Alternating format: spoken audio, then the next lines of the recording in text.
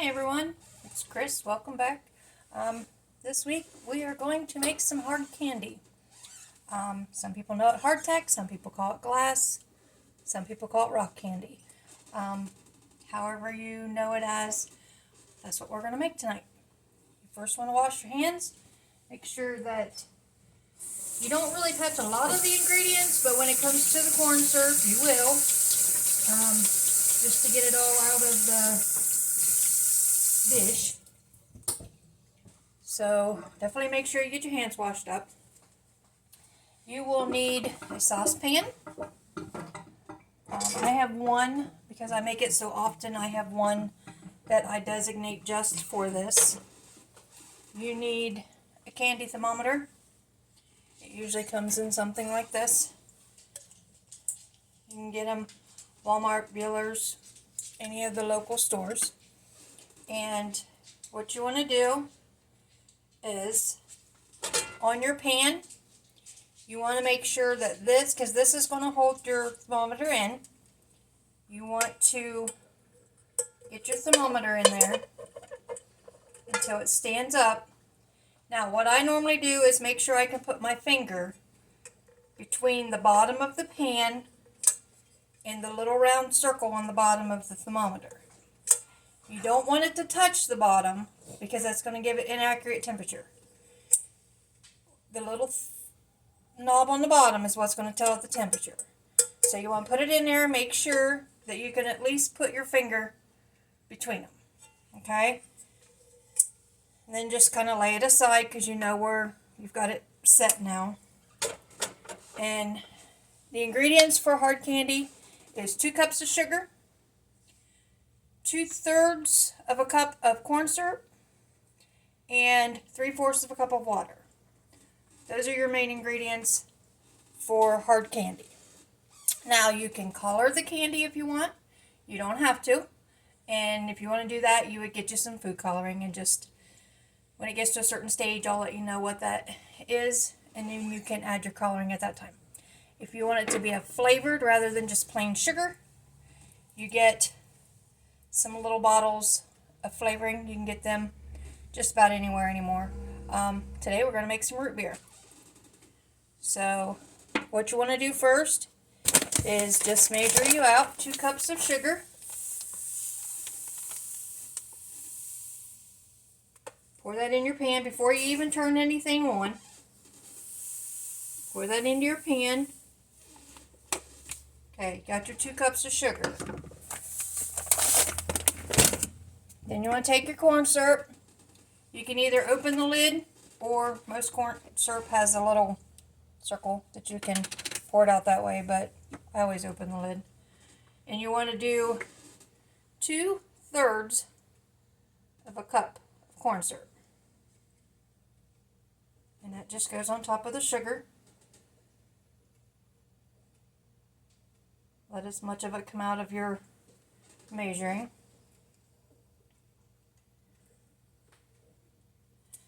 And now this is where I say you definitely want to have your hands washed, because you want to get all of the extra corn syrup out of your measuring. So what I normally do is just kind of scoop that out of there. Okay.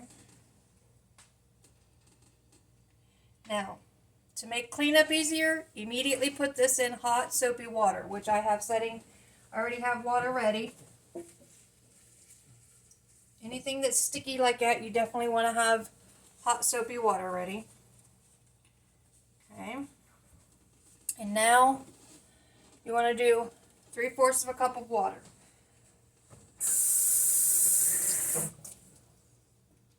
And cold water is fine. Bottled water, whatever kind of water you want to use. You just put it in there and then kind of mix it up to where it's starting to dissolve, but it hasn't really dissolved yet. And you want to make sure that all of the sugar and the corn syrup is mixed together.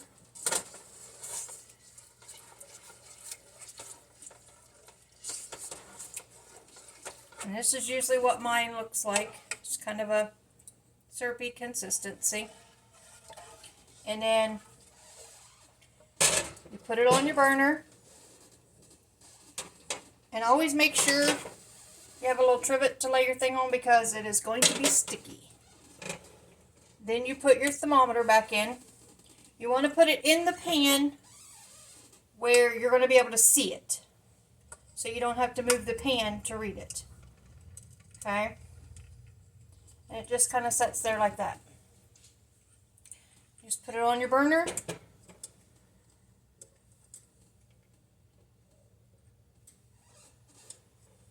To where you can see the reading.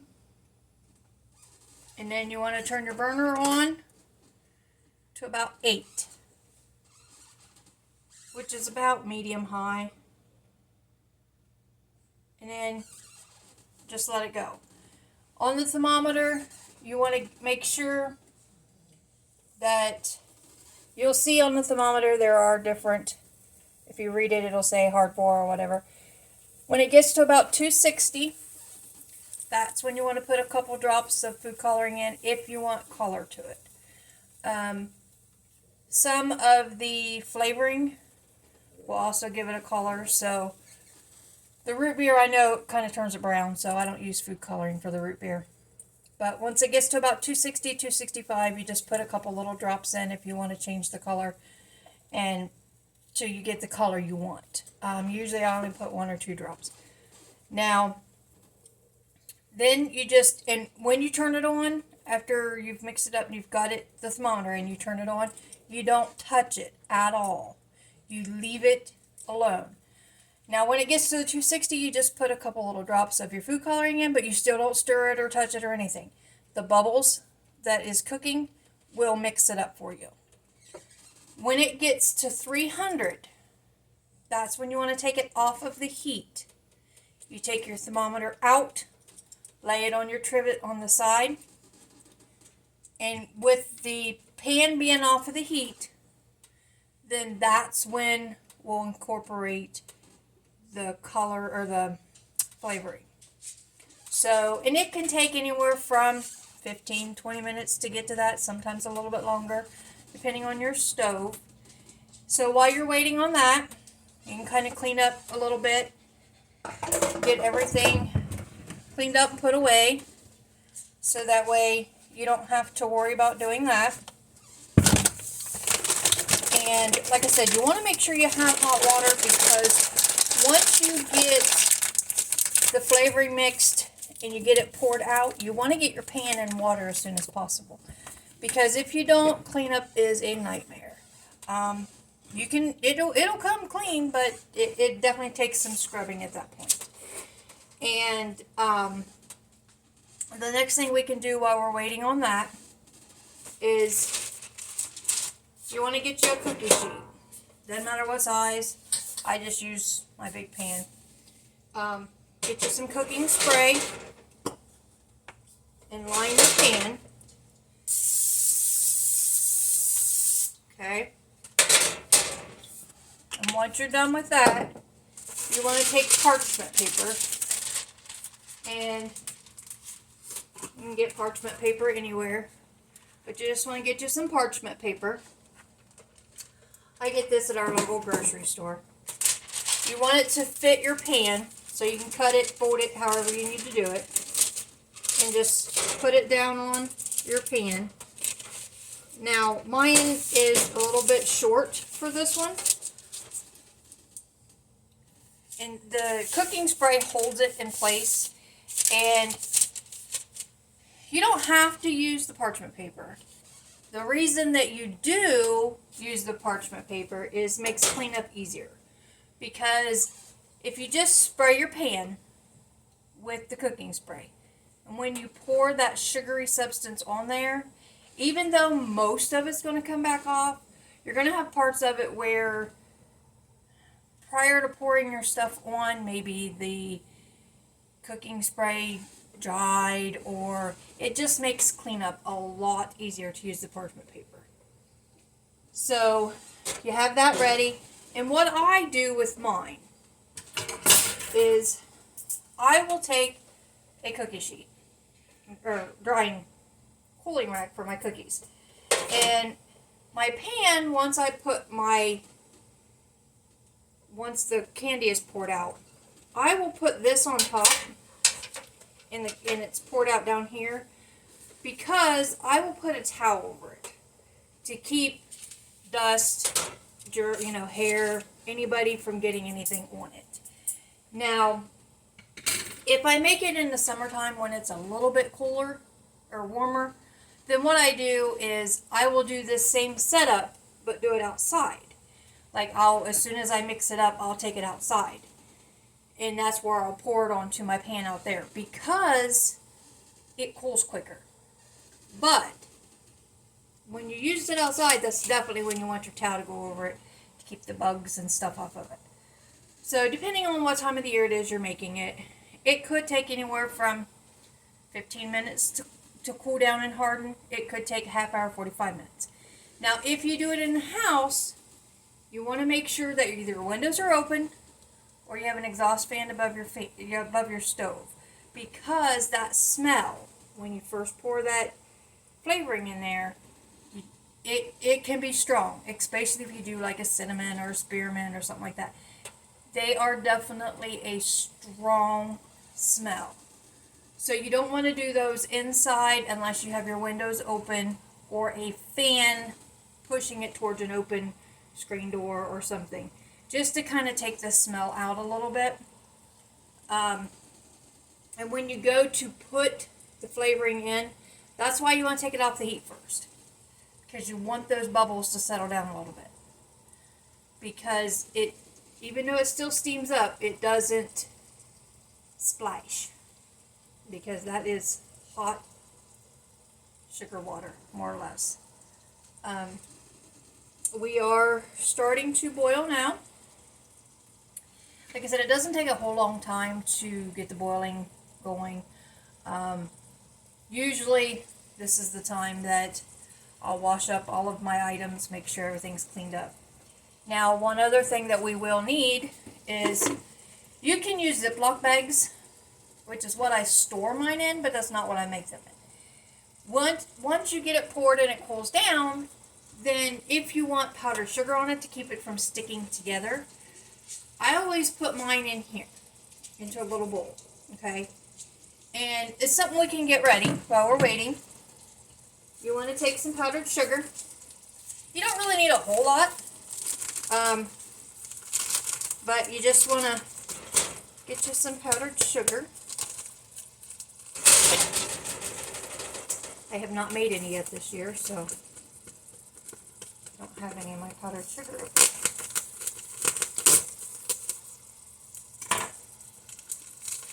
And just pour a little bit in your bowl.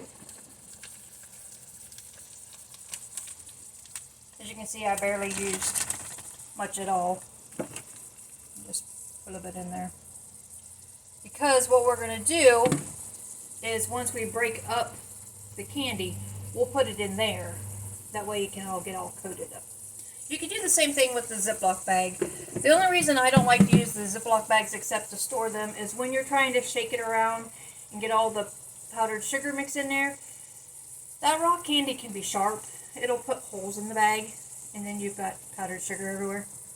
So, trust me, been there, done that. It's a mess.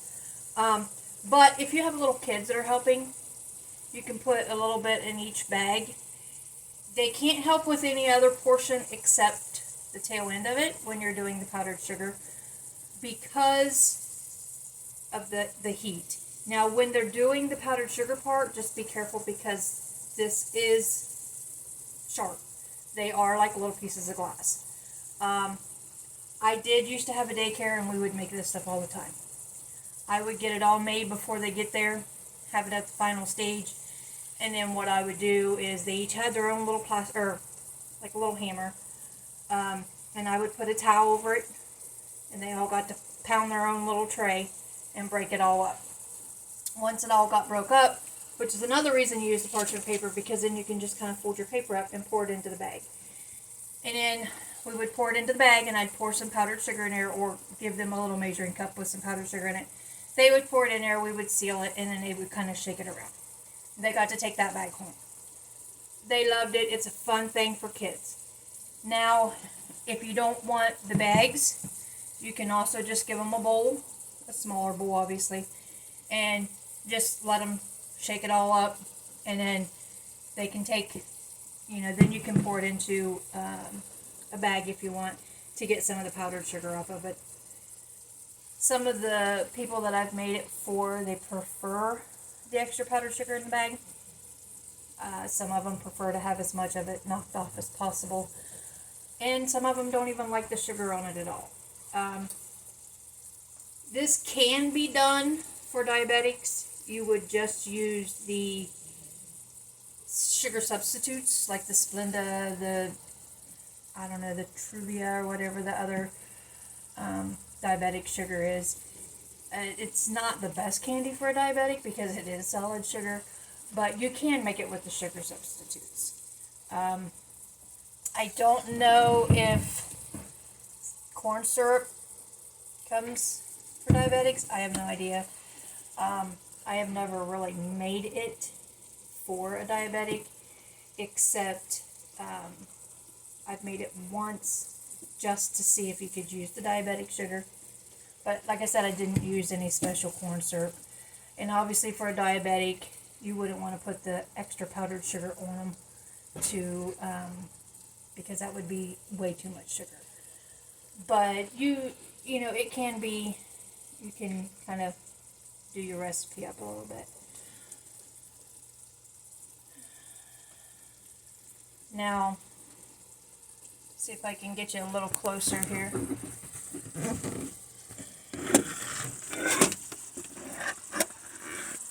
Okay, you can see how the thermometer is starting to go up a little bit. And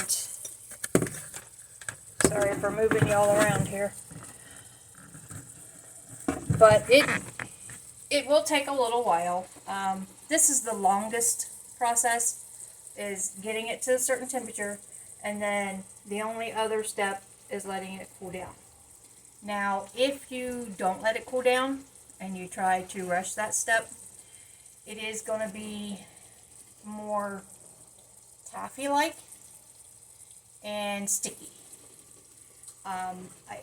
It will eventually harden, but it's not going to break up like you want it to. It's going to pull and string, and that's why normally what I'll do is I'll make a batch, pour it out, clean up my, because you can do more than one batch at a time, and I have, but it's easier if you just do one at a time, because then once you've poured it, it can be cooling down while you're cleaning it up, while you're cleaning your pans and everything, getting your next batch on. By the time that one's on, you always want to have at least 2 of your pans, because that way you can have a couple batches drying or cooling at the same time.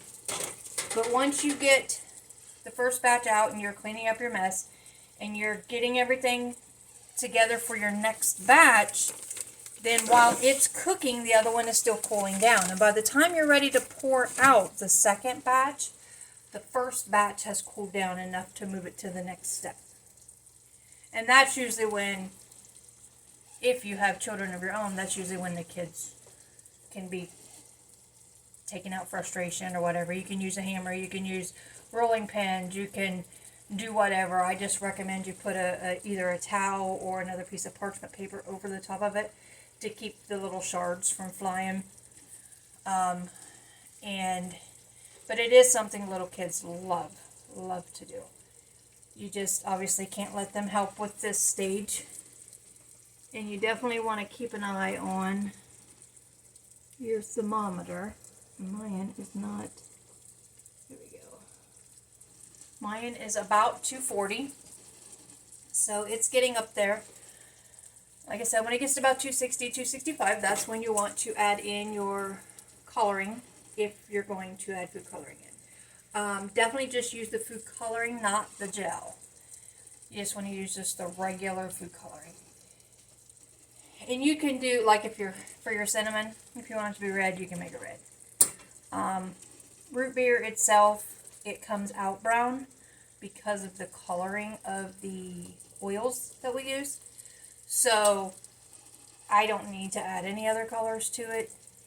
The spearmint, the peppermint, you know, you can color those whatever. I usually just whatever color I grab. I've had blue peppermint, I've had red peppermint, I've had yellow peppermint. It's just whatever you have if you have it. And you don't even have to. Because the flavoring is what they're after. They're not after the color of it anyway. The coloring is more just for looks. So, but the hardest part on this is just waiting. It's the waiting game. So you just make sure you have everything ready for before you get started. That way everything's out and ready to go. Just a little to catch you up. This past week has been not really a depressing week, but I've been kind of down. Don't really know why. It's not really interfered, but it's definitely caused my attention to be off this week.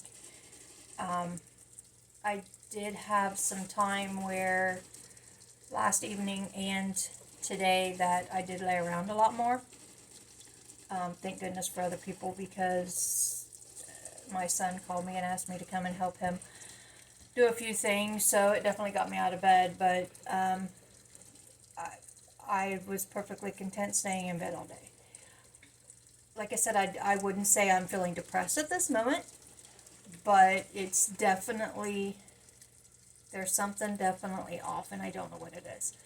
So that's definitely something that I'm going to discuss with my therapist as soon as I meet with her on Wednesday. But I pushed through it all. Like I said, it did not keep me from going to work this week, and generally it does when it hits me. So it's definitely made concentration a little bit harder this week. They have adjusted my meds a little bit, so I'm assuming that that's what it is. It's taken a little bit to balance it out. But it's all trial and error. You never know. It's also getting into the colder weather, and that's when mine's the worst, because I don't like to be real hot. So the real hot parts of summer is hard on me, and the real cold parts of winter is hard on me, because I don't go anywhere. I stay in, and which is fine, but that's when mine really triggers, because I don't go anywhere, I don't talk to anybody. So you definitely have to watch what you're doing. My thermometer is not.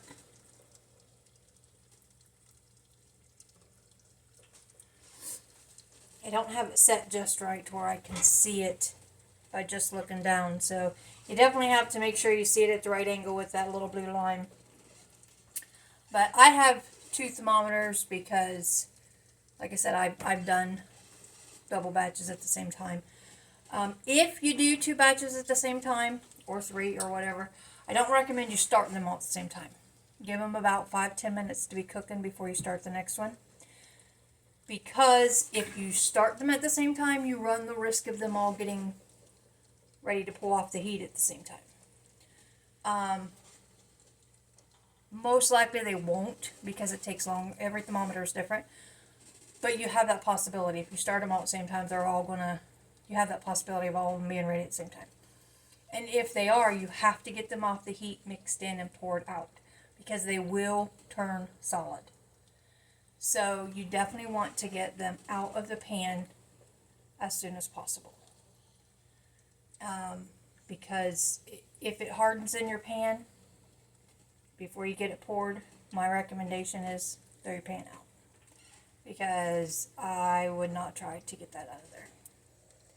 It is solid sugar in a metal pan. So you definitely have to be ready for that step when you get to it. And if you'll notice, I do have my hair pulled back, because you obviously don't want your hair in it, or it even falling near it, because it's not a pleasant thing to get out of your hair either. Trial and error, you learn a lot of things. So you definitely don't want to get your hair in it. Okay, I am up to about 275. So I would have already put my coloring in. And it's not a real, I mean, it's definitely a fury of bubbles, but it doesn't like go out all over the place. You want to make sure your pan is definitely lower than the level of your liquid, because you don't want it to go out over the sides. The cleanup would just be a nightmare.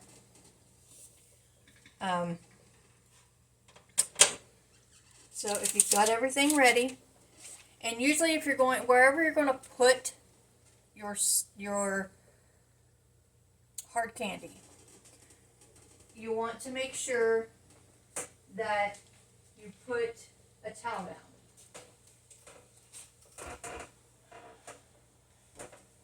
You want to make sure that you put a towel down, because the towel is going to protect your surface. Okay? And then put your pan on so that it keeps it from whatever your surface is. Like if I take mine outside, I have a glass top table out there. So definitely I'm going to put a towel down so that way it keeps the heat from the glass top table. But you want to make sure you get something to protect the surface. And you want to make sure that you have enough room to fold your towel over. You don't want to completely cover it because you want the heat to be able to get out so it can cool down. And generally I only leave the towel over the top unless it's outside. I only leave the towel over the top for the first 5-10 minutes just till it starts to get tacky. So that way we can get the others off. Okay, I have reached 300. So take your thermometer out. Okay. And lay it on your spoon rest. This is what you're going to see. You're going to see little bubbles. Okay. You'll see little bubbles. Now, what we're going to do is we are going to take our little bottle. Okay. Get your stuff off. And the whole thing just pours right in. Okay? And then you just throw your little bottle in. What I do at this point is I will turn on my exhaust fan. And then when you stir it, you're going to see steam come up, so keep your face back. Okay? If you do it with your exhaust fan, it's going to take all of that back out. And it won't be quite as strong. But you want to mix it all up. Get that incorporated in there as much as possible. Okay? Then, bring it over to your pan. If you guys can see me or not. Okay. Bring it over to your pan. Just pour it out. Okay? Straighten it out of there.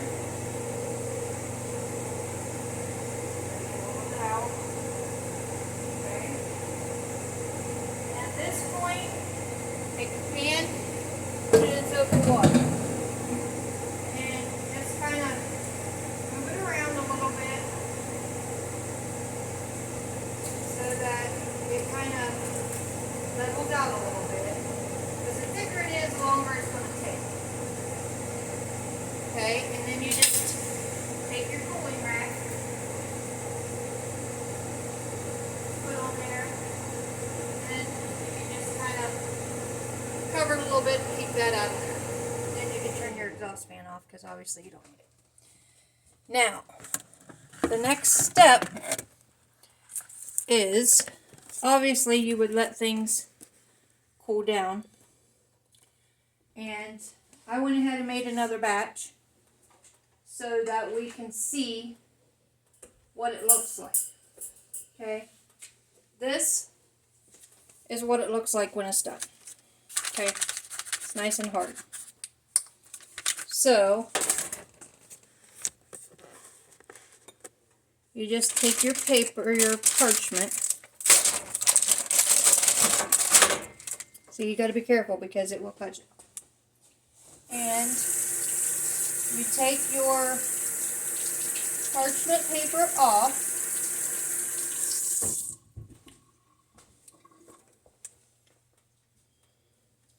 And what I'm going to do is I'm going to wrap this up there. Okay. You want to take your parchment paper off like this.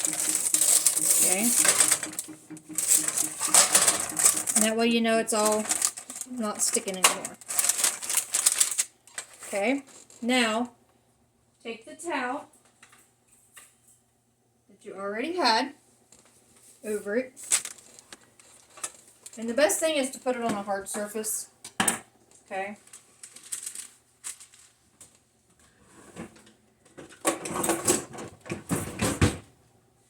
And you can either leave it on your pan and do it, or you can just take it off. Leave it on your parchment. Take it off. Put it down on your paper or in your towel. Cover it back up. And then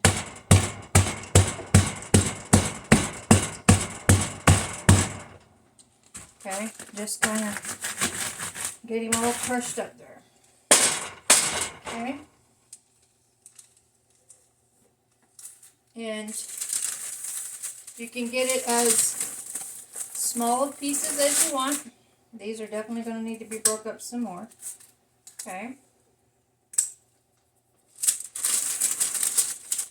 So you just put your towel back over it. And like I said, you can use a hammer, you can use a rolling pin, whatever you want to use.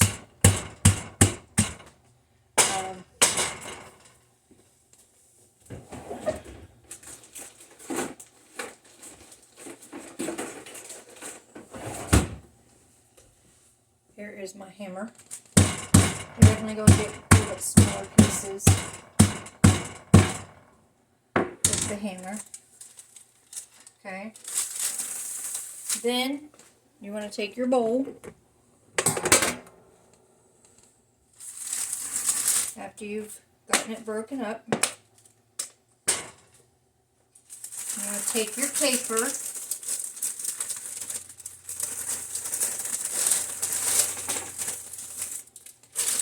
And you just pour it in.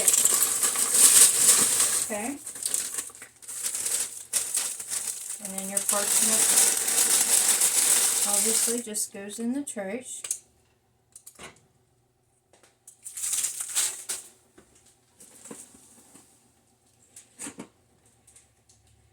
Some got away here. Alright. Now, the bigger pieces like this, looks like it's got some of the parchment paper. You can break up as you go along. Put your lid on there. And you just, this is the part where the little ones love. You just kind of let them shake it around.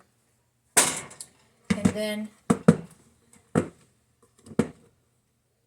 when you're done, you have little pieces of candy. And like I said, you can make them as small as you want. These will definitely, once I pour them into the Ziploc bag, I will definitely kind of pound them a little bit more. I do have someone in the house sleeping right at the moment, so I can't do a whole lot of pounding. But that is how you make hard candy. Now, this pan, you'll see some of the parchment stuck because some of the candy got outside of the parchment paper. And it does make it hard to get off. Once you soak it, that'll come off. But all of this is from where I had sprayed it and the candy stuck and it was hard to get it off. So this is the result of your pans. if you don't use parchment paper. So, however you want to do that, it can be done either way. When you're cleaning up your thermometers, never stick them in the water. Always just use your wash rag, kind of wipe it off. You can put it under a little bit of your, when you have your water on, just kind of put it under and then wipe some more, but you never want to leave this under the water running. And never soak it in water, because you'll ruin your thermometer. So, that is the process of making hard candy. So with that, I am going to say goodbye. I have made a video on talking about anxiety. I've done one on decluttering, and I've done one on making candy or cooking, whatever you want to call it. Please leave a comment down below as to which you prefer, so I know what to continue to make. If you have any questions, comments, please don't hesitate to leave them, and I will respond to all of them. So thank you for all of you that have tuned in. Have a good night. See you next week.